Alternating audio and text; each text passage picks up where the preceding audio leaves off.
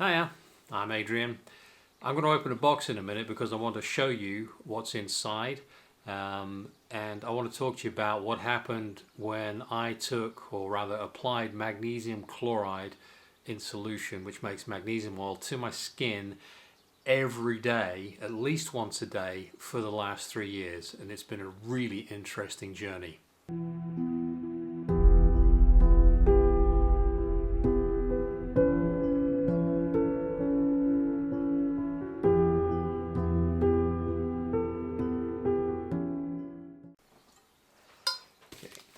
I do realise that this is probably an overkill for a knife, but it was the first one that sprung to mind.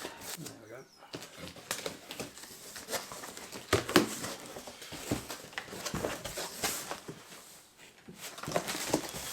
Yay!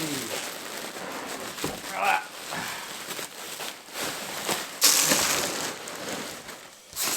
Well, that wasn't meant to happen.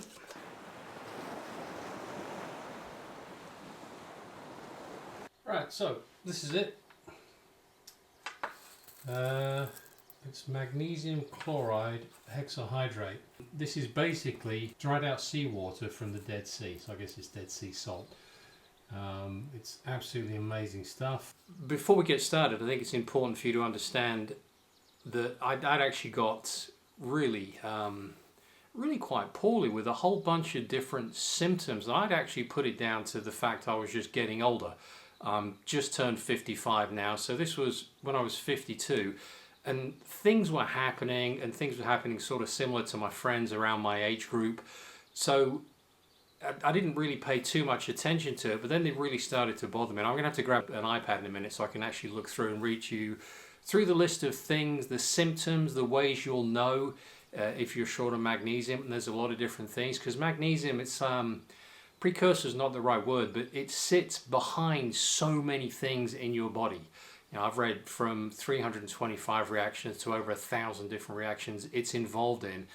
And yet, for whatever reason, the allopathic medical industry doesn't really pay much attention to it. Now, I've got all sorts of ideas and theories as to why that might be, but they're not relevant for this discussion right now. So let me grab my iPad, and I'll be back in a second so we can actually read through the list of things, and I'll talk in more detail about the symptoms I was having. And just before we do that, the way my head works, I've got an engineering background. I'm not trained as an engineer, but I just love taking things apart and fixing things. So a symptom is an effect. It's not the cause.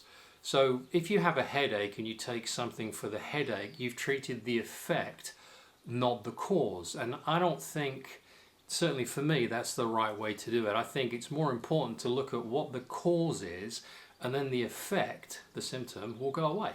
And it's really that straightforward in much of what I've looked at to do with health, and pretty much everything else. So you look at causality rather than looking at effect anyway. So yeah, rather than look at effect, look at the cause, and then figure out what the cause is. So on the magnesium side, there were so many things going on. I started to wonder if maybe something was sat at a much higher level that was affecting so many different things. So let me grab my iPad now rather than waffling on, and then we'll dive into it. Right, I'm back. So, as with everything I talk about, you know, I'm not a doctor. I don't profess to be any of that. I don't profess that I can heal you. All I'm sharing with you is what happened to me. And since we're all wired roughly the same way, I'm going to suggest that similar results can be had by other people. And I know certainly that the people I've recommended magnesium to that are close to me, that know me, that I recognize they were also short of it because of some of their symptoms, they're in much better health as a result of that, and the effects, i.e. the symptoms, have gone away because they've changed the causality. So I'm going to read through some stuff. Now, what I'm reading here is some of what's written in the book called Alternative Principles for Health, and there's a link down below so you can download that, and you can read it for free. It's a big long thing, and it covers a whole bunch of everything, and magnesium is just one of the chapters in there. So, right, here's a list of the most common symptoms that are the results of low magnesium. Now, as I understand it from my reading and my research, because magnesium is critical to certain critical things in your body. That's ridiculous. It's very critical. If you run out of magnesium in your heart, for example, I believe you have a heart attack and die. So as you go short, the less critical things can be affected, and that's where the symptoms started to show up, and then something else shows up and something else shows up. And it's when I realized that I had many of these things, I thought maybe this is something to do with magnesium. So muscle cramps and twitches, oh my God. Nearly every single night I would lie in bed and I would wake up in the middle of the night with awful cramps either in my calves or in my feet, which are just awful. And I'd go and get a glass of water with a bit of sea salt in it because that's what I was told was good for cramps. I thought it was a sodium, but it turns out there's magnesium in there as well, and the sodium obviously helps. And twitches, this was weird. I carry my phone in my back pocket, which is probably a really bad place to carry it since it's close to your hips, which is where you've got lots of bone marrow, but anyway, that's another story. It felt like my phone was ringing, that vibration, but it was actually muscle twitches in my legs. It was the weirdest thing going on. I also had my hands had started to kind of have tremors and shakes, and I'd seen that a lot in old people, but if you look now, that's all gone. So, insomnia, never really had a problem with that. Irritability, no, not my thing, but again, a lot of people have that, increased irritability. Sensitivity to loud noises. If something made a bang nearby, you'd be digging me out of the ceiling. I would jump, my heart rate would go through the roof. Any kind of loud noise, a slamming door, and I hadn't really become aware of just how sensitive I'd become to it. But yeah, it was just, I would jump out of my skin, and it was, I think some people found it quite funny, but for me it was really disturbing. Anyway, good news is that's all gone. Anxiety. Lack of magnesium or low magnesium levels can cause a big increase in anxiety, and I certainly had a lot of anxiety about a lot of things, which again isn't normally like me because I'm so chilled and so relaxed about most things, but those levels had crept up. Autism, there's some interesting stuff you can read about if you do some research, particularly with reference to magnesium and increased vitamin B6, I think it was. Well worth reading up on that. ADD, attention deficit disorder. Palpitations, oh my gosh. I had arrhythmia, which actually isn't on my list here, and it should be.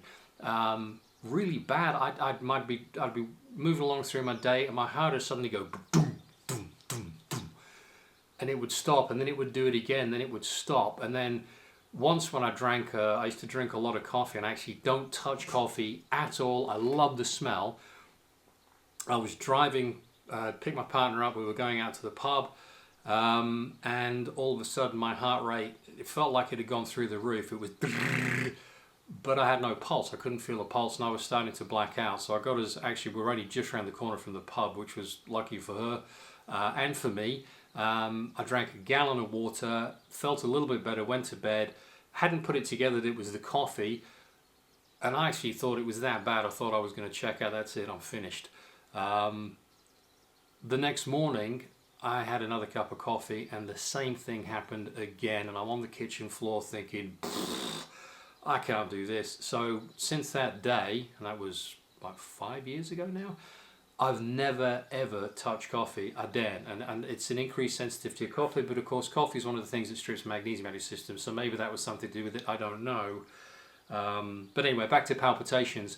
That odd thumping heart rate that would come and go several times during the day, that's completely gone, and I've not had it since, which is wonderful. Angina, not something I've experienced, but I understand it has a big effect on that. Constipation, thankfully not something I've had to go through. I do understand that if they want to give you a laxative, it has loads of magnesium in it. And that's one of the reasons why, the way we're going to talk about magnesium chloride. If you take it orally, you won't be constipated anymore. Oh gosh, you know the next one I nearly wasn't going to talk about because it kind of goes in with cramps, and it's anal spasms. If you've never had those, you are lucky. If you've had them, you have my sympathy, I suppose. They're awful. You talk about pain and not really understanding what to do about it, but I think that goes into the cramp thing. So for want of a better word, ass cramp, and to be avoided at all costs, and certainly the magnesium does help with that, thankfully. Headaches and migraines. This was a huge one for me. It had got to the point where I was getting a migraine pretty much 2 or 3 times a week. I'd have maybe a day or half a day between them, and then they'd just come back, and it was making work really difficult. I would come in, I would have to be in a dark room, I'd go straight to bed, sleep, I'd feel better in the morning, possibly, or it'd last 2 days, and just as it was passing, it would start again. I think I've had one migraine now, say migraine or migraine, whatever, migraine in the last 3 years. And for me, that alone is amazing because they are debilitating. So if you are getting headaches and migraines, the mag chloride with the water, which I'll show you to mix up in a bit, rub it on your temples amongst other places. Fibromyalgia, one of my daughters suffers with this, and apparently she says that the magnesium oil, which is what you make up, it's magnesium chloride and water, she rubs that on herself, and that really helps a lot. And she's read other cases of other people on some of the forums she goes on, says that helps as well. Chronic fatigue should help with that. Asthma, kidney stones. This is an interesting one, and the reason I think it works with that is the calcium, which I think plays a part in kidney stones. I don't know because I've not really done enough research, but I would imagine it does. The calcium builds up, so you get like bone spurs and everything like that, but in the kidneys you'd have kidney stones. The magnesium breaks all that down, it softens that down. I certainly know around your teeth because I use it to rinse my mouth every day, and the kind of build up of calcium deposits and stuff, they've all gone away. So yeah, kidney stones. Diabetes, it's indicated on that, it has a hand in helping with that. Obesity, osteoporosis. Now here's an interesting thing. The medical industry, when I talk to you, oh, you need more calcium, I don't think that's it.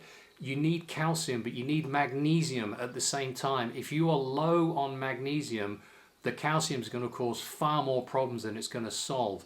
So if you get the magnesium levels up, I think you can utilize more of the calcium. And I would suspect, certainly in our Western world, that the Western diet is probably a little too rich in calcium, but it's certainly deficient in magnesium. High blood pressure. It can help reduce your blood pressure. PMS, menstrual cramps. My daughter suffers with these, and we'll talk more about her later, but she said it certainly helps with that. Irritable bladder, irritable bowel syndrome, reflux, and trouble swallowing. Now, this was an interesting one for me. You know, as I said, I'm 55 now, so I'm 52 years old. And I've gone back to, you know when you swallow and breathe at the same time and you end up coughing and spluttering and it's just, it's horrible. That would happen 4 or 5 times during the course of a meal. And when I was drinking drinks and everything, and I'm thinking, this is ridiculous. I'm in my 50s, I know what to do, but for some reason, what's going on here wasn't working properly. And there's a flap in the back of your throat which opens and closes so you can breathe and swallow, and you tend not to do the same thing at the same time. From when I was doing the research, I understand that the magnesium plays a hand in that. So if you're low on magnesium, that doesn't work properly. So with all that said, all of those things I talked about have gone. And there's one other thing actually which is really cool, I've kind of got an idea on this one, but I might be a million miles away on it, but I'm going to tell you anyway, and if I'm wrong, that's fine. If I'm not, doesn't matter.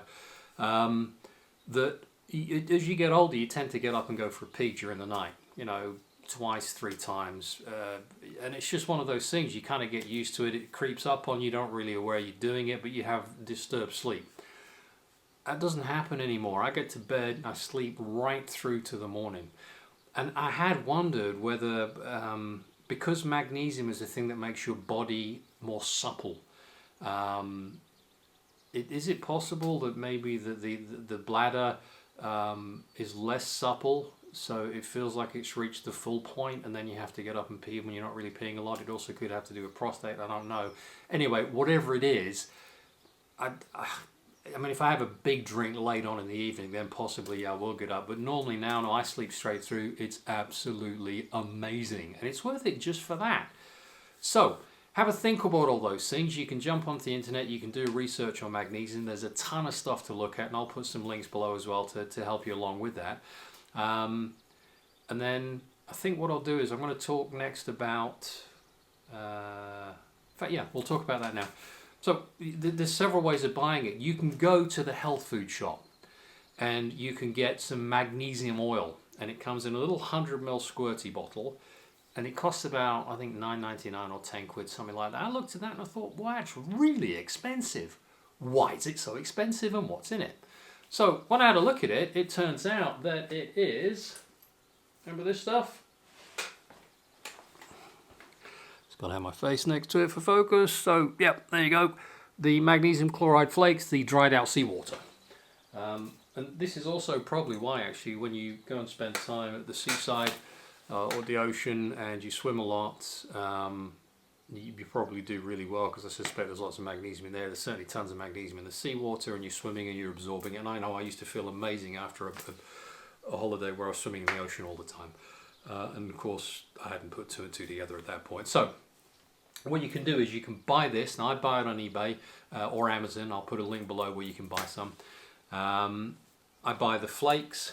You take the flakes, you get a measuring jug, and I'll do a quick video in a minute and show you that. So you get a measuring jug, you put half full of filtered water or distilled water, whatever you want, as long as it's pure water. The rest with the flakes, mix it all up, and then get yourself a spray bottle, and that's it to make the mixture. So I get up in the morning, I have a shower, I dry off, I then get the spray in the hand, and because I'm bald, I rub it on my head and my neck, all on my arms, all down my sides, my back, and obviously my other arm as well, and on my legs. It's a bit more challenging for me because I'm about as hairy as a gorilla, so I tend to go for the areas where there's less hair, so like the sides of my legs and stuff like that, so it's marginally less hairy. The first thing you'll notice, you might not notice, but many people do, is when you first start to use this in the morning, it itches like I don't know what. That does pass, but I felt like I wanted to itch my skin off. It was awful. So go easy, but that does pass. I found it in about sort of 10-15 minutes, and within about 4 or 5 days, it doesn't happen at all anymore. So I wonder if it's because you're low on magnesium and it's kind of rushing through your skin. I really don't know. Some people choose then to have another shower afterwards to wash, because all that's left then is the chlorides, the salts. For me, once I'm dry, then I'll get dressed and go about my day. Word of warning, I wouldn't get dressed until it has been absorbed into your skin and dried. For me, it did seem to stain some of the clothes. Certainly some of my black and my grey t-shirts have gone up kind of light grey marks on them, or light brown marks on them, so maybe acted as a bleach. I don't know, I don't quite understand that. But as long as I'm dry, never have a problem with that. And that's pretty much it. So it's up, shower, dry off, magnesium all over, let yourself dry, get dressed, go about your business. I don't know how long it will take for you to start noticing effects, because it's not going to go where you think it needs to go. Your body's going to put it to good use where your body needs it. So your body knows what it needs. So for me, I wasn't really aware of, like one day it just stopped. I just noticed that everything started to feel better and calm down. And before I know it, all of those problems had just evaporated. And I didn't really realize. That's why I had to read many of them on there. They just went away. And it's something that I will not stop doing. So for me, by using magnesium oil every day for 3 years so far, just going to read up on my iPad again, it got rid of the muscle cramps and twitches, including the dreaded ass cramps. Sensitivity to loud noises, they cleared up. Anxiety, gone. Palpitations and arrhythmia, gone. Headaches and migraines, not an issue, gone. And the trouble swallowing, all gone. Oh, and not having to get up at night and go for a pee, which is awesome anyway. So I mean, that could be other things, I don't know, but it's all really kind of come to effect. That's not the right word. What am I looking for? They've all sorted themselves out since I started using the magnesium oil every single day, and it's awesome. And oh, by the way, when I talked before and I said it was like $9.99 or whatever it was for a 100 ml bottle, I bought 5 kilos of magnesium chloride hexahydrate, and I think it was less than 20 quid. So mixed up with water, that should last me another 2 or 3 years. If you want a nice treat, by the way, have a bath at night and throw a couple of handfuls in the bath and have a soak. Your skin will feel amazing, you'll sleep amazing.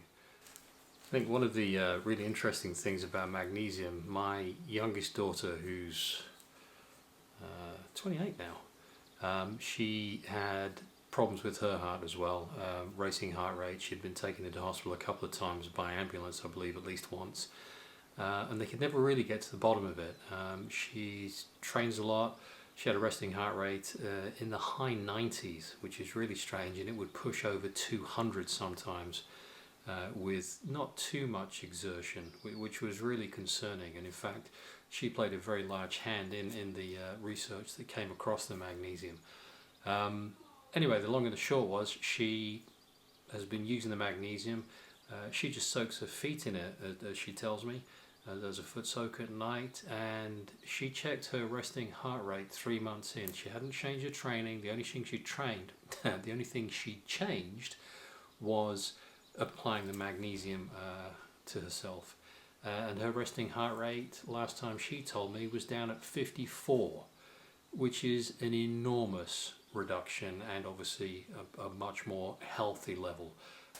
There's a couple of things I nearly forgot. Number one, magnesium is probably, if not the strongest, certainly one of the strongest anti-inflammatories they've got.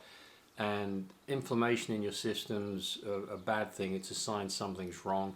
Anti-inflammatories are great. Now, unlike a lot of the anti-inflammatories that you would take like a pill or from the medical industry, you can't overdose on magnesium, which is a good thing.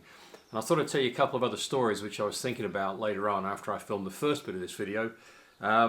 This finger here took, I work on my car. I was working on one of the engines, and I had this down on top of the wastegate on a turbocharger, and I was lowering a 2 foot long heavy steel breaker bar onto the top, guiding it so that then I could work actually some Mr. Muscle, funnily enough, into the veins so I could free them up, because they started to stick. It had a lot of miles on it. And I slipped and dropped that, and I couldn't move my hand in time, and that took a really big impact on a very sharp piece of metal, went through the nail, and it was really painful. So I fixed the nail up with some super glue. And then, this is going to sound really bad, but it worked an absolute treat. Some super glue, and then I got some toilet paper, took one layer of it, put it on, nail varnish, another layer, nail varnish, let it dry between the layers, so that sorted the nail out. And then I soaked that in magnesium oil for about 4 hours. I just had it in a little, actually one of the cases for a business card, and just had it in there for about 4 hours. Never lost a nail. The nail went a little black, but the pain went away. The next day it was just slightly sensitive, and that was it. A couple of years ago, got a little bit of sunburn on holidays. I'm not one for putting lotions and creams on. I'm careful about being out in the midday sun, stuff like that. So sprayed a load of magnesium oil on my back just before bed, and a load again just as I got into bed, let it dry, went to sleep, got up in the morning, no inflammation whatsoever.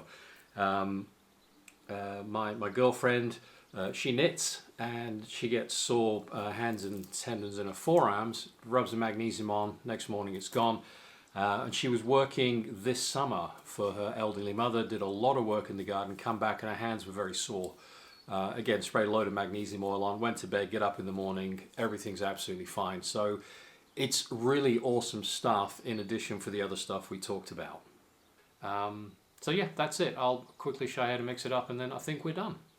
Okay, so a couple of things. You don't have to be exact with this at all. So I'm just going to put this to about half full.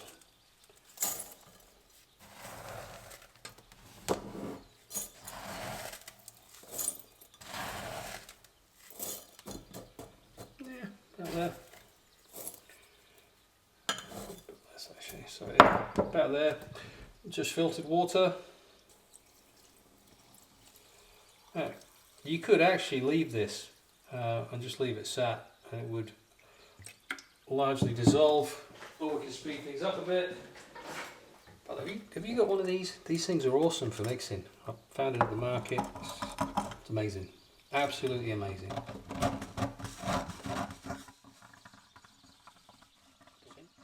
So, right, that's it. So, all that's left to be done now is you need to put that, just pour that into there. Now, I'm not going to do it here on the worktop, I'll do it over the sink. I'll be back in one sec. Okay, so that's it.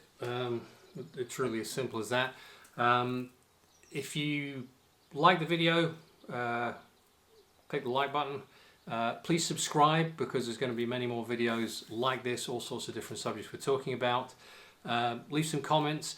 I won't get involved in answering specific health related stuff. I'm not a medical practitioner, but you know, anything other than that, please ask away and I'll do my best to answer your questions. And I look forward to seeing you on the next video.